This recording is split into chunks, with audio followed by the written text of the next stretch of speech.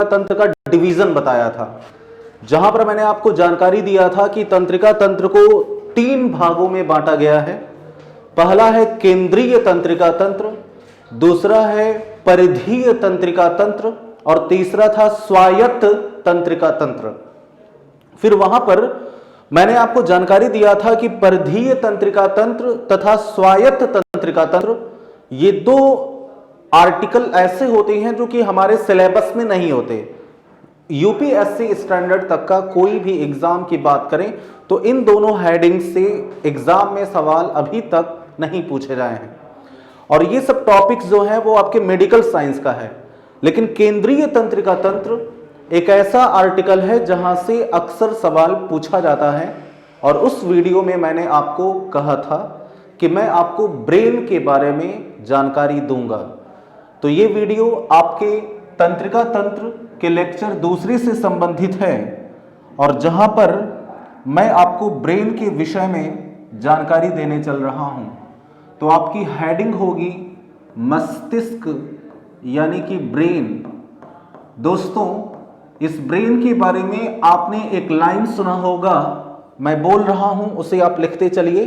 Brain के बारे में पहला पॉइंट कि मस्तिष्क हमारे शरीर के समस्त कार्यों को नियंत्रित करता है। मस्तिष्क हमारे शरीर के समस्त कार्यों को नियंत्रित करता है, इसलिए इसे सर्वोच्च नियंत्रक कहा जाता है। इसलिए मस्तिष्क को शरीर का सर्वोच्च नियंत्रक या supreme controller of the body कहा जाता है। मस्तिष्क का भार जो होता है वो लगभग 1450 ग्राम होता है, यानी ये लगभग 1.5 kg का भार होता है। और मस्तिष्क 3 भागों से मिलकर के बना होता है। मस्तिष्क के 3 भाग होते हैं। पहला जो भाग होता है मस्तिष्क का, उसे बोला जाता है अग्र मस्तिष्क। अग्र मस्तिष्क। मस्तिष्क का जो दूसरा भाग होता है उसे बोला जाता है मध्य मस्तिष्क। और मस्तिष्क का जो तीसरा भाग होता है उसे बोला जाता है पश्च मस्तिष्क। तो अग्र मस्तिष्क, मध्य मस्तिष्क और पश्च मस्तिष्क। यहां पर ध्यान दीजिएगा कि ये जो अग्र मस्तिष्क होता है ये 3 भागों से मिलकर बना होता है। पहला जो इसका भाग होता है उसे बोला जाता है ऑल्फैक्टरी लोब। Olfactory lobe. दूसरा जो भाग होता है उसे बोला जाता है सेरिब्रम। सेरिब्रम, जिसे हिंदी में प्रमस्तिष्क कहा जाता है। प्रमस्तिष्क। और मस्तिष्क का, अग्र मस्तिष्क का जो तीसरा भाग होता है उसे सेरिबेलम, यहां पर तीसरा जो इसका भाग होता है उसे डायन सिफेलॉन कहा जाता है। डायन सिफेलॉन, सिफेलॉन हिंदी में भी यही नाम है और इंग्लिश में भी यही नाम होता है, डायन सिफेलॉन।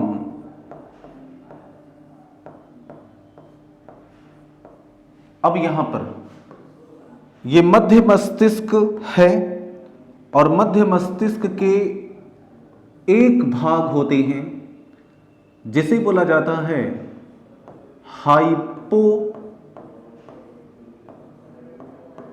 हाइपोथैलेमस। हाइपोथैलेमस। फिर ये है पश्च मस्तिष्क, और पश्च मस्तिष्क के दो भाग होते हैं।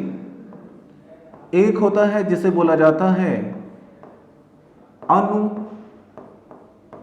मस्तिष्क, इंग्लिश में इसे बोला जाता है सेरिबेलम, और दूसरा जो भाग होता है उसे हिंदी में बोला जाता है medulla oblongata. Medulla oblongata, English में भी सेम इसका नाम है, मेडुला ओब्लांगाटा। ये इस तरीके से मस्तिष्क का भाग है। तो कुल मिलाकर के अगर हम बात करें तो मस्तिष्क के 6 भाग हैं। ये है पहला ए, ये है बी, ये है सी, ये है डी चौथा, और ये है 5वां, और ये है 6वां। ये 6 भाग होते हैं मस्तिष्क के। अब हम लोग एक एक भाग के बारे में डिटेल इंफॉर्मेशन प्राप्त करेंगे। उम्मीद है कि आपने इन सब का स्क्रीनशॉट ले लिया होगा। हम लोग एक एक करके, जैसे सबसे पहले ऑल्फैक्टरी लोब के बारे में, फिर सेरिब्रम के बारे में, फिर डाइएन्सेफेलॉन के बारे में, फिर हाइपोथैलेमस के बारे में, फिर अनुमस्तिष्क के बारे में, फिर मेडुला ऑब्लांगाटा के बारे में जानकारी प्राप्त करेंगे। दोस्तों यहां पर ध्यान दीजिए, ये है पहला जिसे बोला जाता है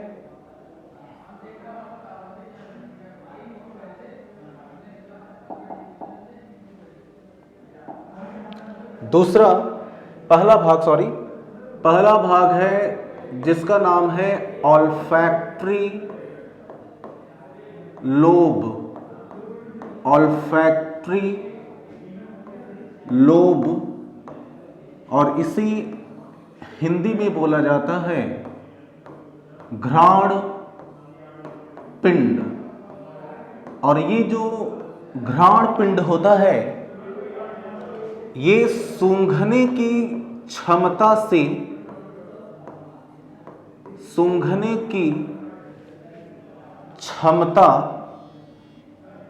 से संबंधित होता है। सूंघने की क्षमता यानी स्मेलिंग पावर से संबंधित होता है। कुत्तों में यह अधिक विकसित होता है। कुत्तों में यह अधिक विकसित होता है, और यही कारण है कि कुत्तों में सूंघने की क्षमता भी अधिक होती है। अगर ये मछली में बात करें तो मछलियों में, खासकर शार्क फिश में यह अधिक विकसित होता है। इसलिए शार्क फिश का उपनाम रख दिया गया है डॉग फिश। तो सवाल आपसे अगर पूछा जाए कि शार्क मछली का दूसरा नाम क्या है, तो डॉग फिश है। अब दूसरा जो भाग है उसका नाम है प्रमस्तिष्क।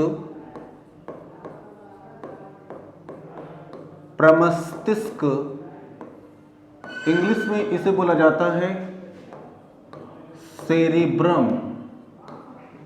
प्रमस्तिष्क जो होता है यह मस्तिष्क का सबसे बड़ा भाग है। याद रखेगा, यह मस्तिष्क का सबसे बड़ा भाग होता है। सवाल पूछा जाता है कि मस्तिष्क का सबसे बड़ा भाग कौन सा है, तो प्रमस्तिष्क होता है। दूसरा पॉइंट ध्यान दीजिएगा कि ये जो प्रमस्तिष्क होता है ये 2 भागों से मिलकर बना होता है। एक होता है जिसे बोला जाता है राइट पार्ट, यानी कि दाहिना भाग, और दूसरा होता है जिसे बोला जाता है लेफ्ट पार्ट। तो ये है दायां भाग और ये है बायां भाग। यहां पर एक टेक्नोलॉजी, एक टेक्निक है वो समझने का कि प्रमस्तिष्क का जो दाहिना भाग होता है, प्रमस्तिष्क का दाहिना भाग शरीर के बाएं भाग को नियंत्रित करता है। इसका जो बायां भाग होता है, इसका जो दायां भाग होता है वो शरीर के बाएं भाग को, जैसे ये प्रमस्तिष्क है तो ये है दाहिना भाग और ये है बायां भाग। इसका जो दायां भाग होता है वो शरीर के बाएं भाग को, और इसका जो बायां भाग होता है वो शरीर के दाहिने भाग को नियंत्रित करता है। उसी प्रकार से इसका जो बायां भाग होता है वो शरीर के दाएं भाग को नियंत्रित करता है। अब यह जो होता है प्रमस्तिष्क जो होता है, इसके कार्य के बारे में अभी हम लोग डिटेल में बात करेंगे। तीसरा जो भाग होता है उसे बोला जाता है डायेनसिफेलॉन। डायेनसिफेलॉन जो होता है यह हीट यानी गर्म, कोल्ड यानी ठंड, पेन यानी कि दर्द के एहसास से संबंधित होता है। दोस्तों, मस्तिष्क के भाग का एक डायग्राम यहां पर आपको अभी मैं शो करूंगा, जिसका स्क्रीनशॉट आप ले लें और उसका एक साथ उन सब के कार्य क्या हैं, वो किसको कंट्रोल करते हैं, वो सब आपको यहां पर दिखेगा, जो कि ये है। उम्मीद है कि आप इसका स्क्रीनशॉट लेंगे और मैं इसको हिंदी में बोलूंगा, आप उसको समझने का प्रयास करिएगा।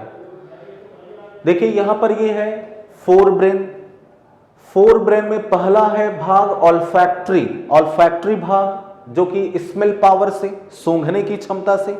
फिर मैंने अभी आपको बताया कि स्मेलिंग पावर यानी कि सूंघने की क्षमता से संबंधित होता है। कुत्तों में ये ज्यादा विकसित होता है, इसलिए कुत्ते में सूंघने की क्षमता अधिक होती है।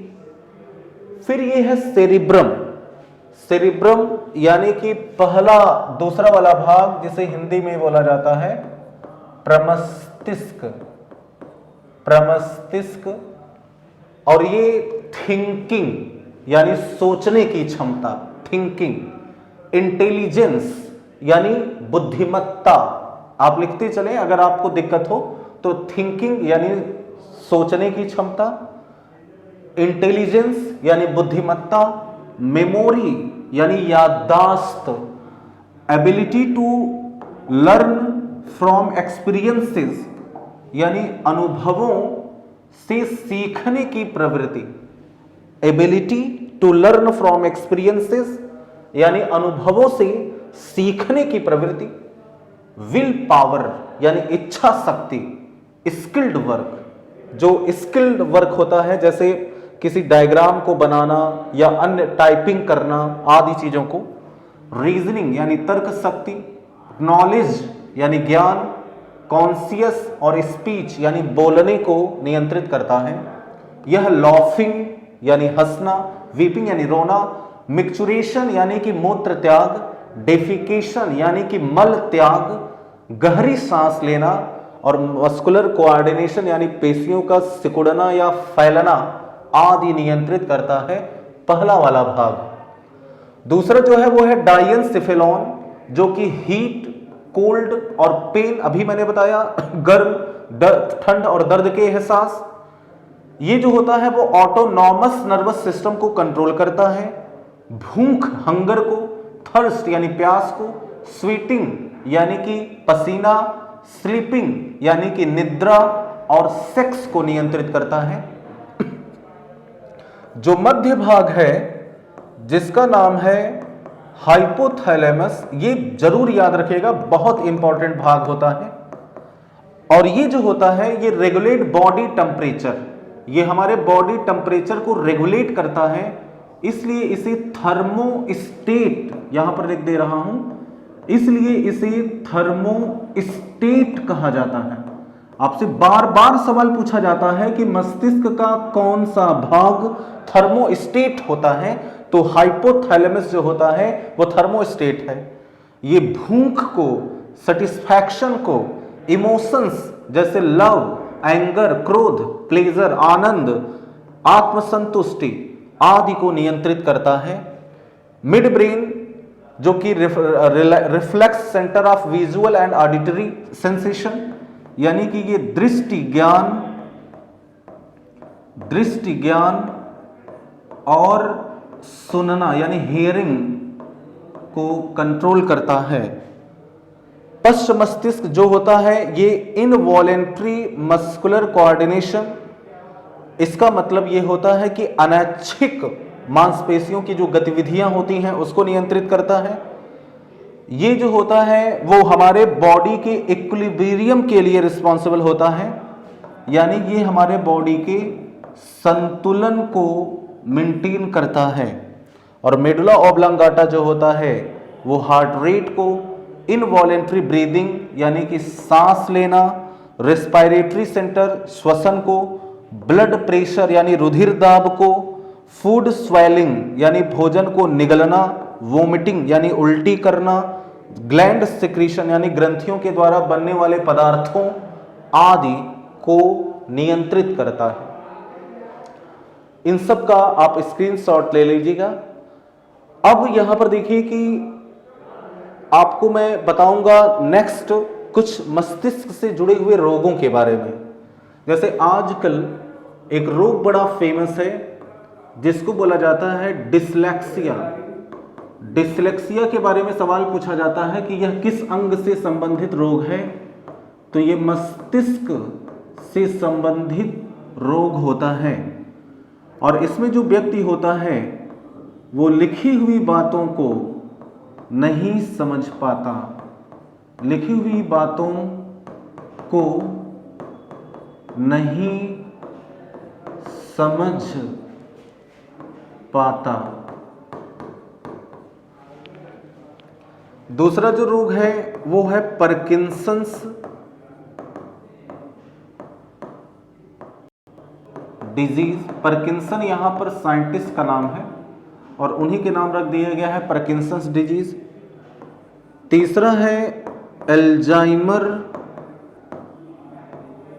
डिजीज। ये दोनों रोग जो होते हैं ये मस्तिष्क से ही संबंधित होते हैं। पार्किंसन रोग में व्यक्ति के कंपकपी यानी कांपना या झुक कर चलना, मतलब पीछे की बैकबोन में दिक्कत आने लगती है।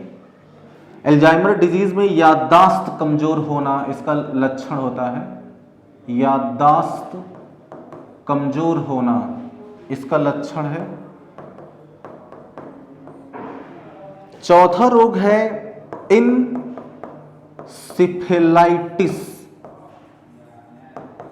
इंसेफेलाइटिस ये भी मस्तिष्क से संबंधित रोग है और ये खासकर बच्चों में होता है और बच्चे जनरली कोमा में चले जाते हैं, कोमा में। और आपने पढ़ा होगा कि जो जापानी बुखार होता है, जापानी बुखार इसी को कहा जाता है, और जिसमें अभी गोरखपुर में कई बच्चों की मृत्यु हो गई थी, वो इंसेफेलाइटिस के कारण ही उनकी मृत्यु हो गई थी। तो दोस्तों ये था आपका नर्वस सिस्टम में ब्रेन से संबंधित जानकारी। अब नेक्स्ट वीडियो में आपसे मुलाकात होगी। Thank you so much.